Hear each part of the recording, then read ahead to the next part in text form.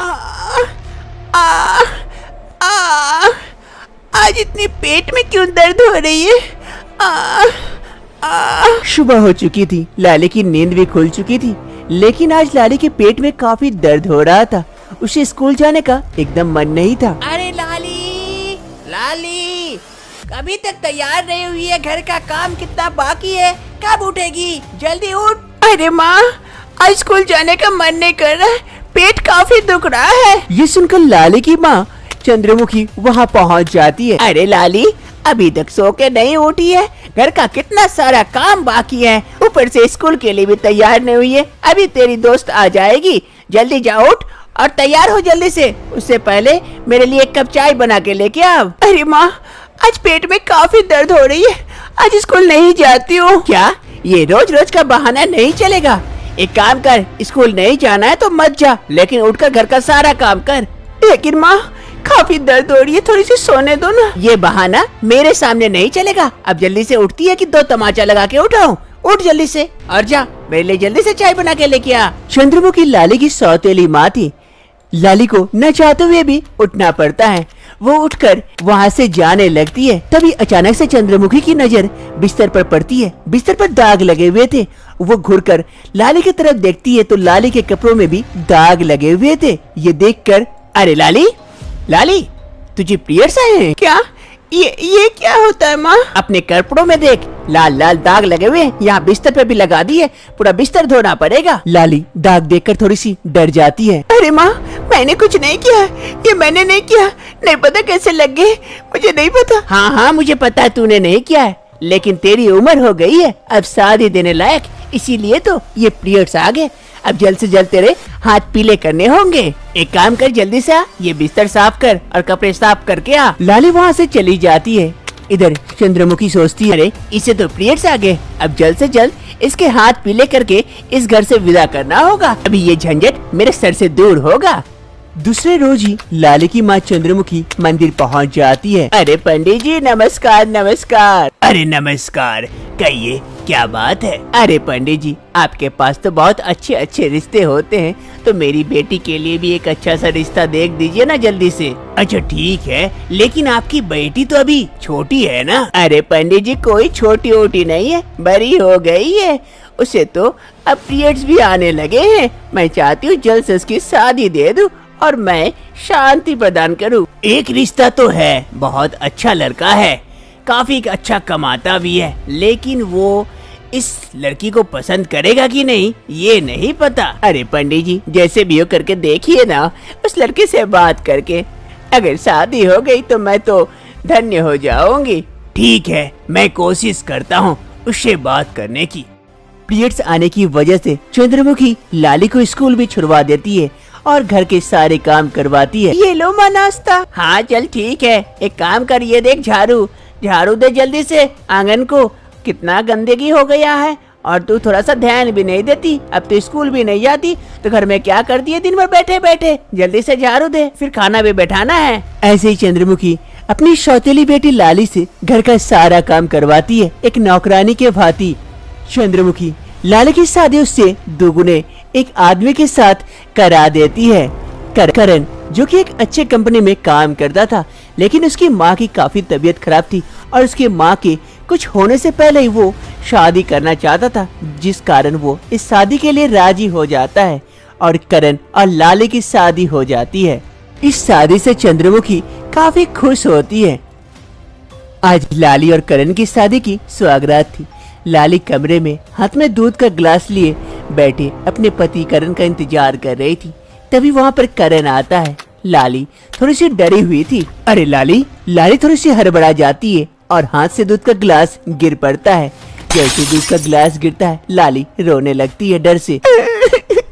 मुझसे गलती हो गई, मुझे मत मारिए, मुझसे गलती हो गई, मुझसे गलती से गिर गई। अरे लाली लाली लाली, चुप हो जाओ, चुप हो जाओ, मैं तुम्हें डांटूंगा भी नहीं, मारूंगा भी नहीं। वैसे भी दूध का गिलास गिर गया तो क्या हुआ, ये तो एक अच्छा शगुन है। और तुम मुझसे डर क्यों रही हो? मैं तुम्हें कभी भी मारूंगा नहीं, नहीं डांटूंगा। आज से मैं ही तुम्हारा सब कुछ हूँ। अगर कोई भी दिक्कत हो तो मुझसे कहना। क्या आप मुझे नहीं डांटेंगे? अरे नहीं बाबा, नहीं, कभी नहीं डांटूंगा। आप कितने अच्छे हैं और मेरी माँ कितनी बुरी है। मुझे स्कूल तक छुड़वा दी। क्यों, तुम्हें पढ़ने का शौक है? हाँ, मुझे बहुत पढ़ने का शौक है। पढ़ लिख कर मैं एक बड़ा अफसर बनना चाहती थी, लेकिन माँ ने तो पढ़ाई छुड़वा दी। मेरा सपना तो सपना ही रह गया। अरे लाली, कोई बात नहीं है, मैं करूँगा तुम्हारे सपनों को पूरा। मैं तुम्हें स्कूल में एडमिशन भी करवा दूंगा और तुम्हें जितना पढ़ना हो उतना पढ़ना। क्या सच में आप मेरे स्कूल में एडमिशन करा देंगे और मैं पढ़ सकती हूँ फिर से? हाँ लाली, तुम पढ़ सकती हो। जब तक तुम्हारा मन चाहे तुम पढ़ते रहना, ठीक है? आप कितने अच्छे हैं, मैं तो आपको बुरा समझ रही थी।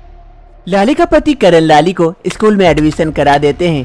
लाली वापस से स्कूल जाने लगती है और कुछ ही सालों में स्कूल कंप्लीट कर जाती है।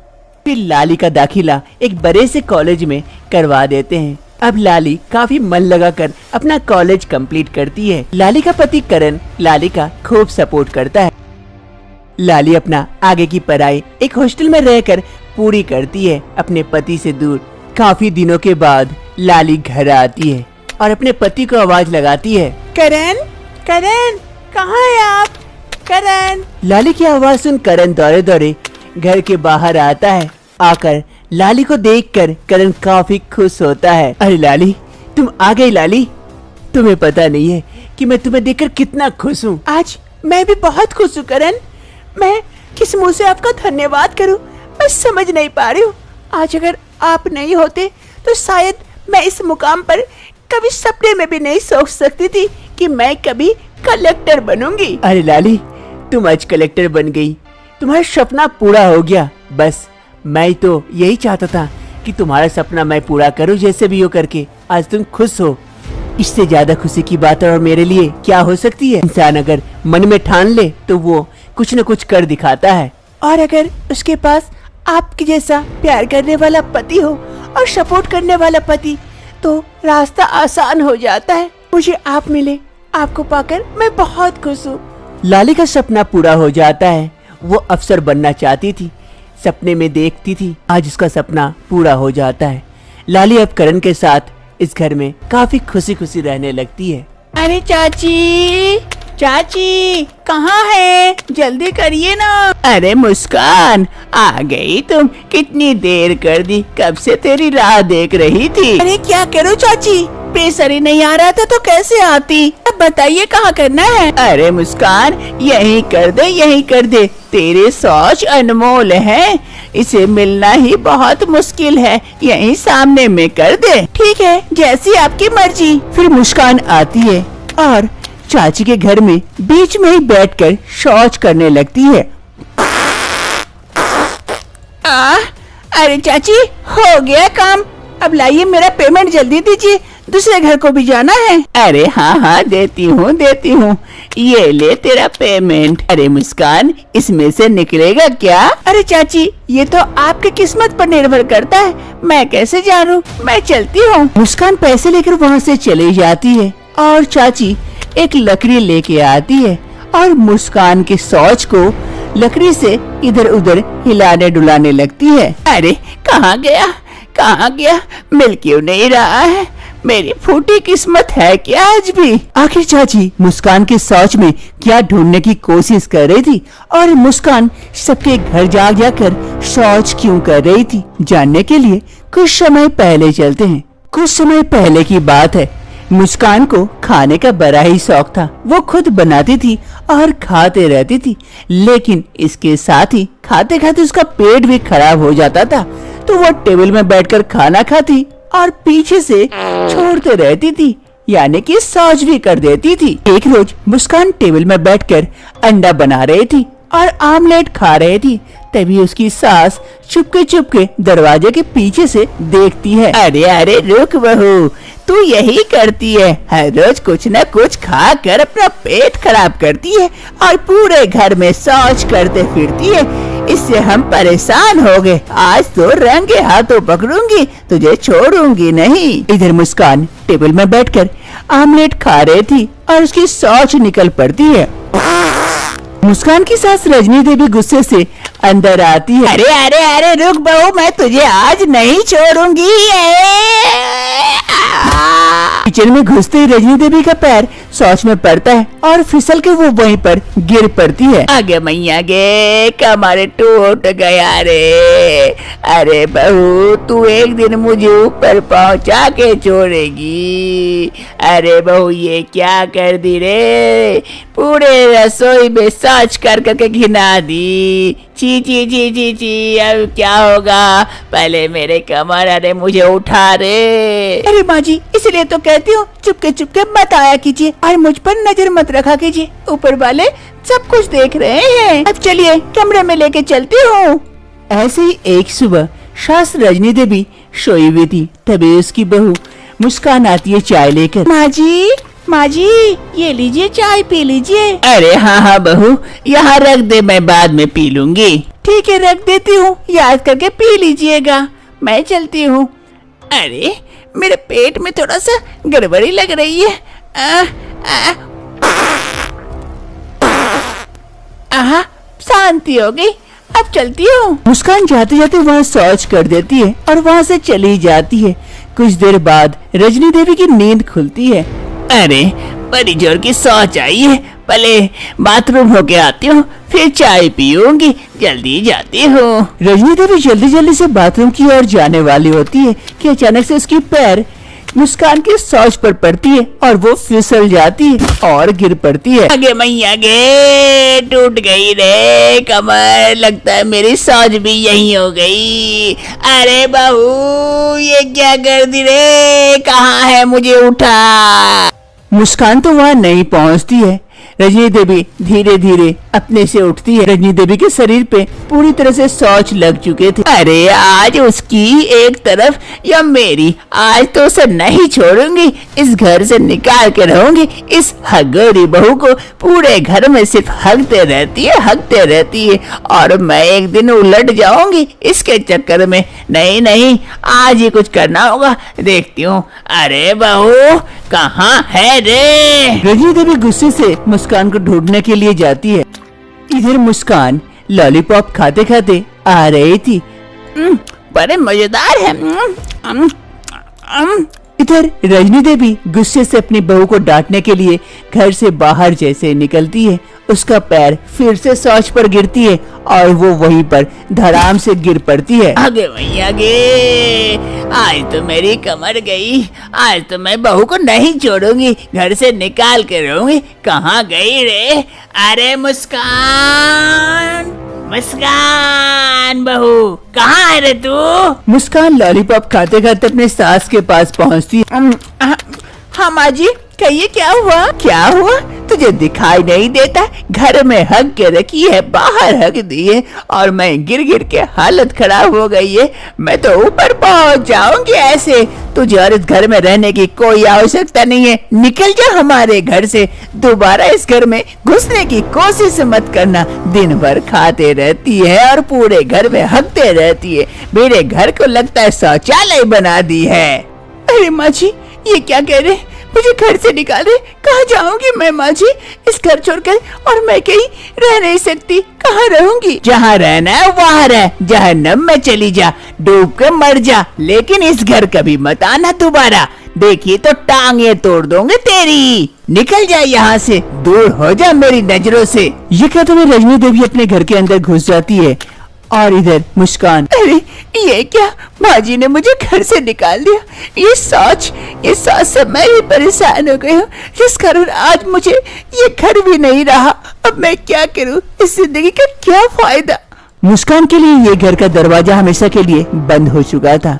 मुस्कान कर भी क्या सकती थी, धीरे धीरे उस घर से दूर जाने लगती है। मुस्कान के पास और दूसरा रास्ता नहीं रहता है। वो धीरे धीरे एक नदी किनारे पहुंचती है। उस नदी में एक महर्षि नहा रहे होते हैं। हर हर महादेव, हर हर महादेव, हर हर महादेव। ओम नमः शिवाय, ओम नमः शिवाय, ओम नमः शिवाय। मुस्कान धीरे धीरे नदी में उतर जाती है, काफी पानी में। तभी अचानक से वो महर्षि पानी से उठने वाले होते हैं कि मुस्कान पर उनकी नजर जाती है। अरे बेटी, ये क्या कह रही हो? इतने पानी में मत उतरा करो, कुछ अघटन घट जाएगा। उठ जाओ, ऊपर जाओ बेटी। अरे नहीं बाबा, कुछ नहीं होगा, जो होना था वो तो हो गया।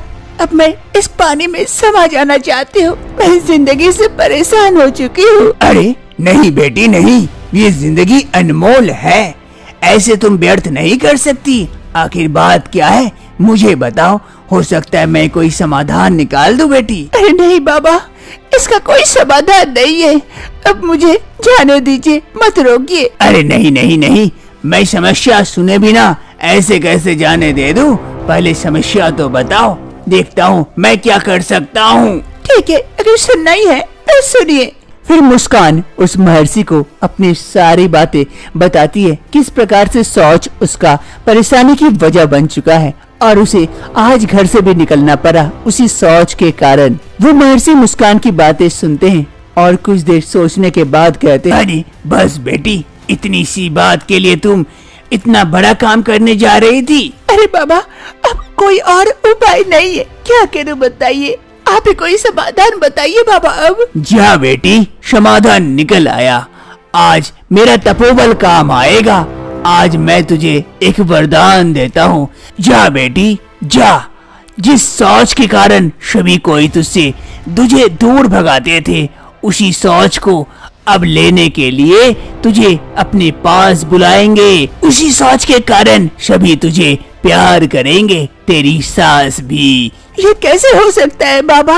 ये कभी नहीं हो सकता है। हो सकता है, तू जा, घर जा, उसके बाद देखना कैसे परिवर्तन होता है तेरी जिंदगी। मुस्कान बाबा की बात सुन नदी से वापस उठ जाती है और घर की ओर चली जाती है।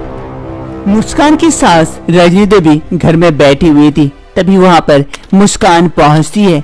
मुस्कान को देख रजनी देवी काफी गुस्सा आ जाती है। अरे बहू, तुझे मैंने घर से निकाल दी, फिर तू वापस आ गई। थोड़ी सी भी शर्म नाम की चीज नहीं है क्या तुझमें? अरे माँ जी, मेरी एक बार बात तो सुन लीजिए। अब से आप मुझे घर से नहीं, घर में बैठाकर मेरी पूजा करेंगे। ये तो होने से रहा, पर कह दे लास्ट बात तेरी क्या है वो भी सुन लूं। अरे माँ जी, मैं कुछ कहना नहीं, कुछ देना चाहती हूँ, ये लीजिए। मुस्कान अपने पास से एक मोती निकालकर अपनी सास को देती है। उसकी सास ये मोती हाथ में लेती है जो काफी चमकदार थी। अरे बहू, ये क्या है? इतनी चमकीली चीज मोती है क्या? हाँ माँ जी, मोती है। अरे बहू, तुझे कहाँ से मिला? कहीं से चुरा के तो नहीं लेके आई? अरे नहीं माँ जी, कहीं से चुरा के नहीं लेके आई, ये मेरे शौच के साथ निकली है। अब जब भी मैं शौच करूँगी मेरे साथ एक मोती निकलेगी। अब आप ही बोलिए कि आप मुझे घर में रखना चाहते हैं या मैं किसी और के घर चली जाऊं और वहां जाकर मोती दूं? क्या तू शौच में मोती देती है? पहले तो नहीं देती थी, अब कहाँ से देने लगी? ये मनधरण कहानी मुझे मत सुना। अरे माँ जी, कल सुबह तक का इंतजार कर लीजिए, सब सच्चाई सामने आ जाएगी, फिर आप कहना जो कहना हो। चल ठीक है, एक दिन के लिए रुक जा घर में, फिर कल देखती हूँ। दूसरी सुबह होते ही सास रजनी देवी की नींद खुल जाती है। वो बिस्तर पर उठ बैठ जाती है।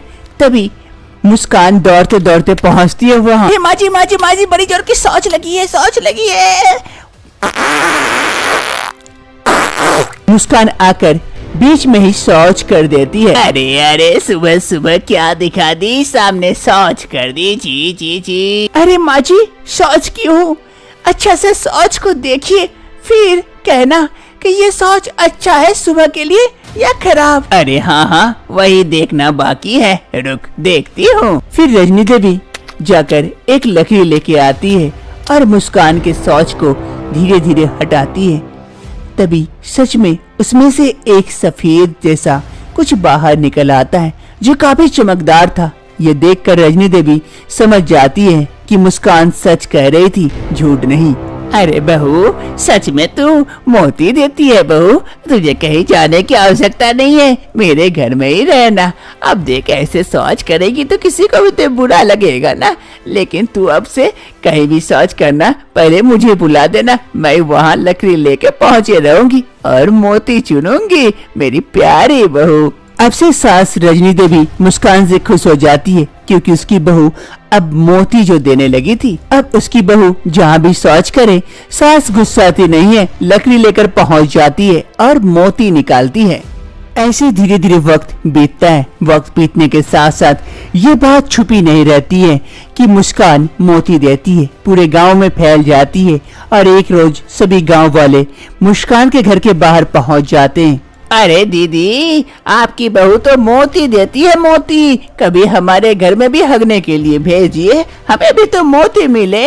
सिर्फ आप ही लेंगे क्या? अरे हाँ हाँ, हमें भी तो थोड़ा सा मदद कर दीजिए, हम भी गरीब हैं, हम भी अमीर होना चाहते हैं। हाँ हाँ, कभी कभी हमारे घर भी भेजिए। सिर्फ आपके घर में ही मोती रहेगी क्या? अरे हाँ हाँ, और अगर ऐसा नहीं करते हैं तो हम पुलिस को इत्तला कर देंगे, फिर पुलिस से समझ लीजिएगा डंडा मार मार के हगाएंगे और मोती पुलिस लेंगे। अब हम गांव वालों की बातें सुने या फिर पुलिस की, आपकी मर्जी। सभी गांव वालों की बातें सुनकर मुस्कान और उसकी सास थोड़ी सी डर जाती है और उनके बातों में आ जाती है। अब से मुस्कान हर सुबह किसी न किसी के घर पहुंच जाती है शौच करने के लिए, और शौच करके मुस्कान तो आ जाती है, लेकिन उसके शौच में से निकलता है मोती, जिसे देखकर सभी कोई काफी खुश हो जाते हैं। लेकिन धीरे धीरे वक्त बीतने के साथ साथ मुस्कान के लिए परेशानी की वजह बन चुकी थी। हर रोज किसी के घर जाना पड़ता था शौच करने के लिए। मुस्कान इन सब से परेशान होकर वापस से उस नदी किनारे पहुंच जाती है। हे महर्षि, आपका वो वरदान बहुत काम आया। मेरी सास मुझे बहुत पसंद करने लगी और सभी कोई मुझसे प्यार करने लगे, लेकिन मुझसे नहीं, मुझसे ज्यादा तो मेरी सास को पसंद करते हैं। सभी कोई मुझे सास करवाना चाहते हैं, जिस कारण मैं काफी परेशान हो चुकी हूँ। आप अपना वो वरदान वापस ले ले और मुझे पहले जैसा नॉर्मल बना दे। तथास्तु, तुम्हारी मनोकामना पूरी हो। मुस्कान ये कहने के बाद वहाँ से घर की ओर लौट जाती है। अब से मुस्कान किसी के घर नहीं जाती है तो सभी गांव वाले मुस्कान के घर पहुंच जाते हैं। अरे रजनी देवी, क्या हो गया? अपनी बहू को और हमारे घर नहीं भेजती हो? अकेले अकेले मोती लोगी क्या?